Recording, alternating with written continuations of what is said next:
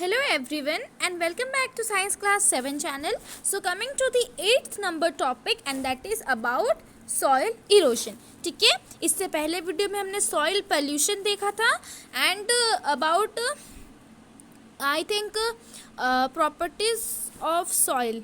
Yes, properties of soil and soil pollution we have read in the previous videos, and in this video we are going to see about soil erosion. See, soil pollution और soil erosion में difference क्या है पहले वो समझ लेते हैं and then we can proceed towards the soil erosion topic. ठीक है, soil pollution जिसमें कि जब हम लोग soil में polluted चीज़ डालते हैं, that means plastic bags, chemicals, pesticides वगैरह ज़्यादा amount में, तो that can pollute the soil. वो होता है soil erosion.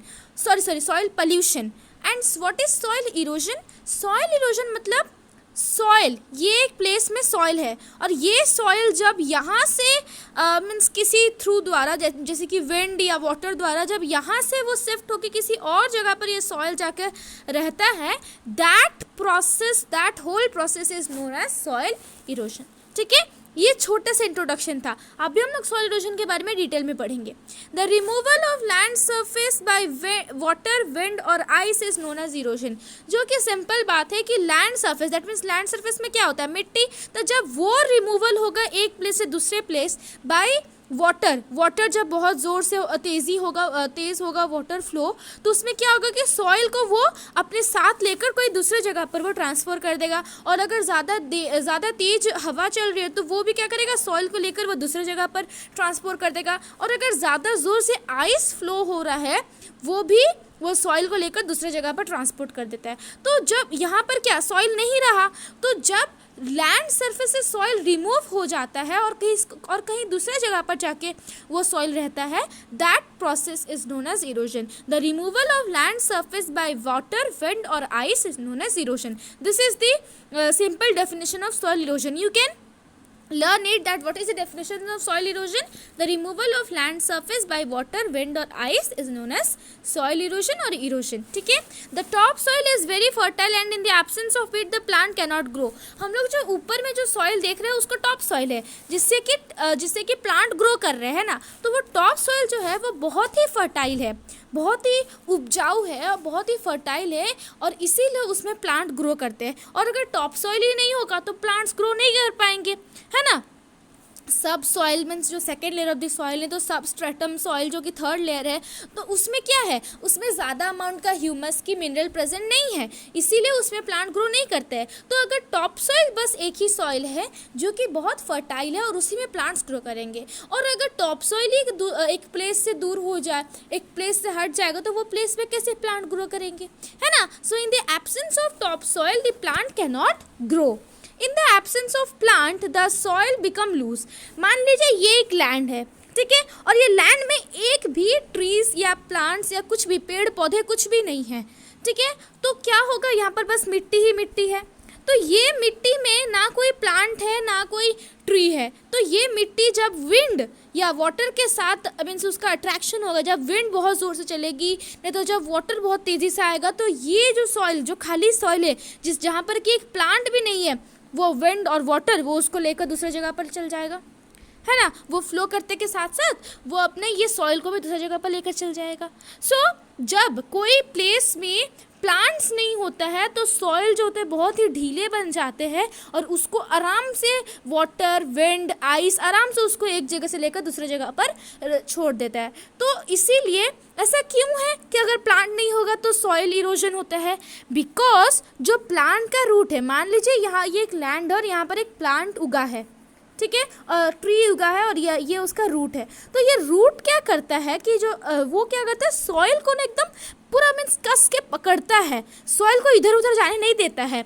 जो रूट होता है, प्लांट का जो रूट होता है, वो क्या करता है, that bind to the soil को एकदम कस के पकड़ता है. इसीलिए जो लैंड में ज़्यादातर के पेड़ पौधे होंगे वहाँ पर ज़्यादा सॉइल इरोजन होंगे ही नहीं, बिकॉज वहाँ पर अगर पेड़ पौधे हैं तो पेड़ पौधे के रूट क्या करेंगे, जितने भी सॉइल यहाँ पर प्रेजेंट है उसको वो कस के पकड़ेंगे और उससे सॉइल कहीं पर भी नहीं जा सकता बाय विंड, वाटर एक्सेट्रा. ठीक है, समझ में आया. So as the plant root bind to the soil इसीलिए जो सॉइल होता है वो इरोजन नहीं होता है। और अगर किसी प्लेस में बिल्कुल भी प्लांट नहीं है तो वहाँ पर सॉइल इरोजन होने का 99.9% चांसेस है। बट अगर एक लैंड में बहुत सारे ट्रीज़ होंगे, बहुत सारे ट्रीज़ प्लांट्स होंगे और वहाँ पर सॉइल भी है, तो वहाँ पर सॉइल इरोजन होना ही नहीं होता है वहाँ पर, ठीक है। बहुत ही कम % का चांसेस है कि वहाँ पर सॉइल इरोजन होगा।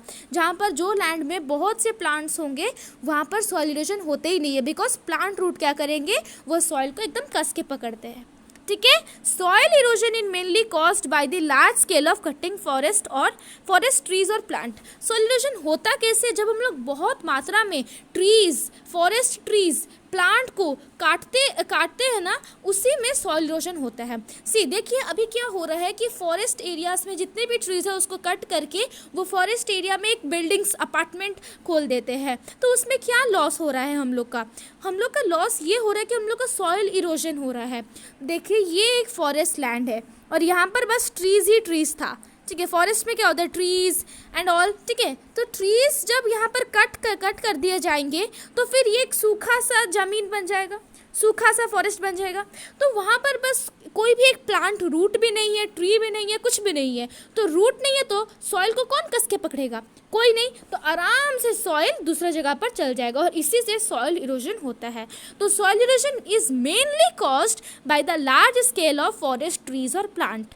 जब हम लोग बहुत मात्रा में ट्रीज और प्लांट को कट करते हैं, उसी से हम लोग का सॉइल इरोजन प्रोसेस होता है, ठीक है। समझ में आया। So do not cut any tree और plant because they are very useful, they are very helpful for us and for the soil, ठीक है।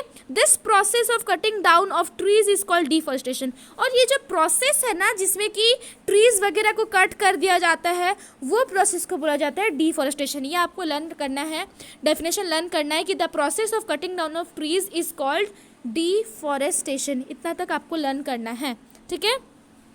Next is that erosion of soil is more severe in the areas of little or no surface vegetation like the desert or barren land.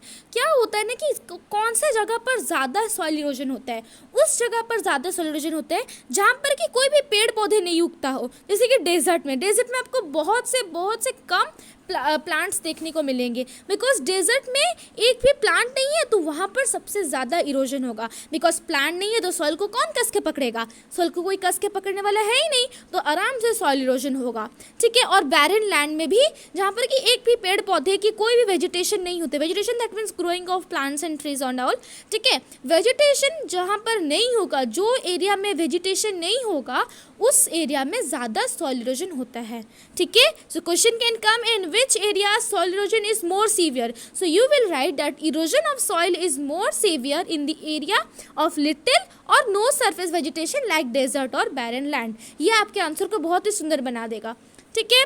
Next is that therefore cutting of tree and deforestation must be prevented. तो soil erosion को बचाने के लिए हम लोग को क्या करना चाहिए, ट्रीज को कट करना बंद करना है। ट्रीज़ को जितने भी जो भी कट करें उनको मना करना है कि ट्रीज़ को कट मत कीजिए, ठीक है। ट्रीज़ को stop cutting of trees.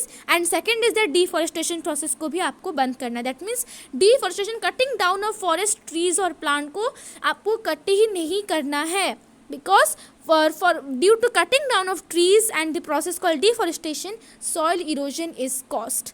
So prevent cutting down of trees and deforestation, ठीक है। जो भी ट्रीज को कट करे तो आप उसको ज़रूर मना करिए कि कट करना बिल्कुल भी अच्छा नहीं है, ठीक है। The effect of soil erosion are famine, flood, desertification and damage और सॉइलेज ऑफ एनवायरनमेंट। सो ये सॉइल इरोजन से क्या होता है, फैमिन्स होते हैं, सूखे पड़ जाते हैं, फ्लड होते हैं, बाढ़ आते हैं बहुत से, ठीक है। डेजर्टिफिकेशन, सूखापन जो होते हैं ना, डेजर्टिफिकेशन। एंड देन डैमेज और स्पॉइलेज ऑफ एनवायरनमेंट, एनवायरनमेंट को बहुत ही स्पॉइल कर देते हैं, बिकॉज अगर एनवायरनमेंट में सॉइल नहीं है तो कुछ भी नहीं है। So please do not cut down of trees को बिल्कुल कट मत कीजिए, ठीक है। अगर आपके घर में भी कोई ट्री कट कर रहा है तो प्लीज़ आप उसको मना करिए कि ट्रीज़ को कट करना बिल्कुल भी अच्छी बात नहीं है, उससे सॉइल इरोजन प्रोसेस होता है। समझ में आया। This soil erosion total process is clear to you. अगर इसमें कहीं पर भी आपको डाउट है तो आप कमेंट सेक्शन में ज़रूर बताएं मेरे को, ठीक है। So in this video we have completed the 8th number topic, that is about soil erosion. हम लोग का बस और एक टॉपिक बचा है, soil and crops, कौन से सॉइल में कौन से क्रॉप्स उगते हैं, वो बहुत ही छोटा सा टॉपिक है। उसको हम लोग कंप्लीट करने के बाद एनसीईआरटी क्वेश्चंस के ऊपर हम लोग मूव ऑन करेंगे, ठीक है। अगर आपको ये वीडियो अच्छा लगा तो लाइक करें, शेयर करें अपने फ्रेंड्स के साथ, and if you are new to my channel then please subscribe to my channel and press the bell icon to get the notification. Okay, thank you so much student for watching this video.